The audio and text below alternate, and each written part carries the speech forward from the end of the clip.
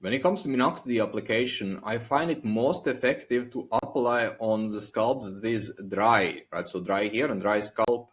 And you have possibly seen some of my videos where I show when I apply Minoxidil myself, and you have seen that my hair itself is dry. And thing with Minoxidil application and the importance of having the scalps this dry is that I don't want anything that can interfere with Minoxidil itself, right? So for example, let's say if there is a wetness to the hair or the scalp, it can affect and dilute Minoxidil, for example, or if there is, for example, some water left, it can also cause it drips down, right? And that can affect also Minoxidil effectiveness.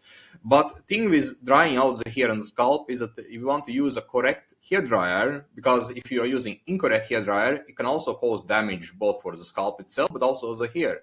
And if you look at, for example, a couple of things that can happen, right? For example, if you are using, let's say, a hair dryer with a high heat on it, it can even cause inflammatory problems in the scalp if you keep it too long in one spot. But it can also cause dryness, for example. And for the hair itself, it can cause conditions such as bubble hair, for example. Like what happens is basically the water from the shower can get trapped into the hair strands, and it causes small bubbles, right? And that is conditions that we definitely want to avoid. So having right hair drying is important, and I want to show you a couple examples of hair dryers that is both gentle for the hair itself, but also for the scalp, and basically it will make it easier for you to get most out of treatment. So one example is this one here. Like this is ionic hair dryer, and it is something that uses negatively charged ions to dry the hair, and it has a very fast drying effect or drying time, and it is also quite gentle for the hair itself. And you can see there is different options for it. Like the prices for it can be quite high, but you can also find some that are more affordable, right? So such as this one here. So this is one option, and I will add links for Rapid Regrowth method below the course itself, where you can find all the links for the suggested hair dryers, but I just want to show you what is available here. Other option is, for example, this one here, like it's more like ceramic hair dryer, and this is also something that is quite gentle for the hair, right? You can see a couple of options here as well in different price range.